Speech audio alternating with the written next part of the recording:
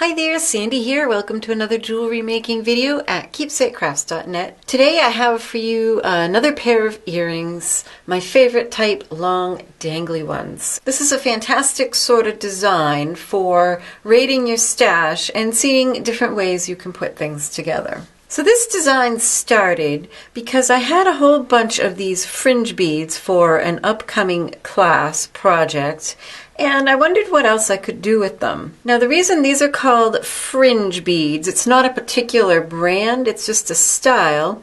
You can see that they all have a hole just on one end, so they would be great for using for fringe. These bright green ones are called riso, or rice beads, because it's shaped like a piece of rice, but there's just one hole at one end. These ones are Checkmate Super Unos. I've done some videos using Super Duos where there's another hole on the other side, but again, what makes these fringe beads is there's just one hole, so you can string beads through them and have these dangling down. These are mini daggers, these purple ones, and then these, I think these are my favorite. Maybe it's because of the name.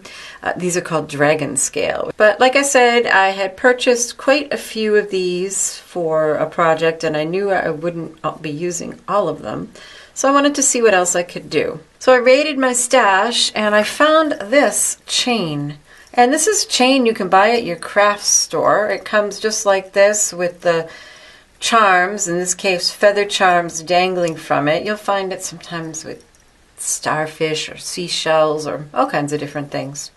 But I thought these feathers would be fun to have dangling. So I'm going to actually take them off of the chain with their attached jump rings and use them that way. And I also have some 10 by 14 millimeter hammered silver ovals that I thought it would be fun to include just for some interest and a different shape. So the first thing I'm going to do is start to build my 3 dangles. Of course you can do as many or as few as you want. The number 3 just always seems to work well. So I'm going to open my jump ring that the feather is attached to, take it off the chain, and then I'm going to put it on one of my oval links. Next, I'm going to take one of these 6 millimeter jump rings I have here, and it'll depend on what you've got, what size you're going to use. And I'm going to put that through the hole of one of my mini dagger beads, and I'm going to put 2 of these onto each of my oval rings, 1 on each side. I experimented with having 2 and 3, but they got a little crowded, so I thought having 2 on each was good. But, do your own experimenting depending on the beads you have and the look you want. The most important thing here is to make sure that your jump rings are all closed securely so you're not going to lose anything. I'll repeat that to make my other 2 dangles. So I've got my feathers attached to the ovals, and now I just need to decide how I want these spaced on the earrings.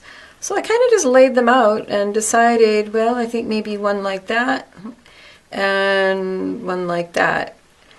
And that worked out to about 1/4 of an inch difference between them all. And I chose just some chain that I had in my stash. So for the shortest one, I'm actually just going to do 3 links of chain. And then 2 links is about 1/4 of an inch. So the next one will be 5, and the one after that will be 7. I've got some little 4 millimeter jump rings here to do the attaching. But like I said, it depends on what you're using. If you're using something that's thicker, you might have to use a bigger jump ring. You've seen me do this before, where if I'm working with chain, I will leave it whole and not cut little tiny pieces. I'm not going to deal with a piece that's only 3 links long.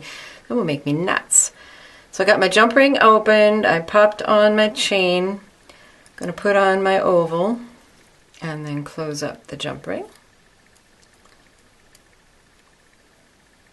And then I'm going to count 1, 2, 3 links and open up the 4th link here. Now I'm going to repeat to add 5 links to this one and 7 links to this one. So now I've gone ahead and added chains to all of my pieces, and now it's really time to assemble the earrings. I have here a leatherback ear wire And I also added 2 more of the beads, each to a 6mm jump ring, and I have 1 more 6mm jump ring. And you know, if you don't love the idea of making these into earrings, you could make these into dangles for a necklace. I mean, just this would be a really fun pendant, or you could have several of these in different sizes strung along a piece of chain for a necklace. Just in case you're not the sort that likes big, long, dangly earrings like I do. And by the way, I wanted to give a big shout out to one of my newest patrons, Marilyn. Thank you so much for supporting me, Marilyn. I really appreciate it.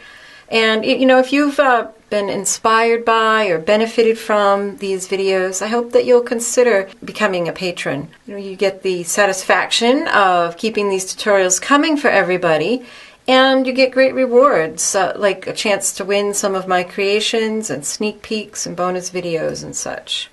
So what I've done here is I've strung one of my beads on a jump ring onto this jump ring, and then I'm stringing my 3 dangles with the longest one in the middle, just the end link of chain through that jump ring. 1 more of the beads on a jump ring, and then the loop in the ear wire. And then, of course, close that up very securely, and that's it. Your earring is done. Really great kind of boho, gypsy, hippie, really whatever you want to make it, depending on the colors that you use. So if you're interested in the supplies I used, you should click on the little eye or the tag in the upper right of the video or the link in the description box to go to my blog post, where I always have a complete supply list with links to products. Be sure to subscribe if you haven't already, and take a look at my Patreon page for how you can get rewards when you help support these tutorials. Happy creating. Bye-bye.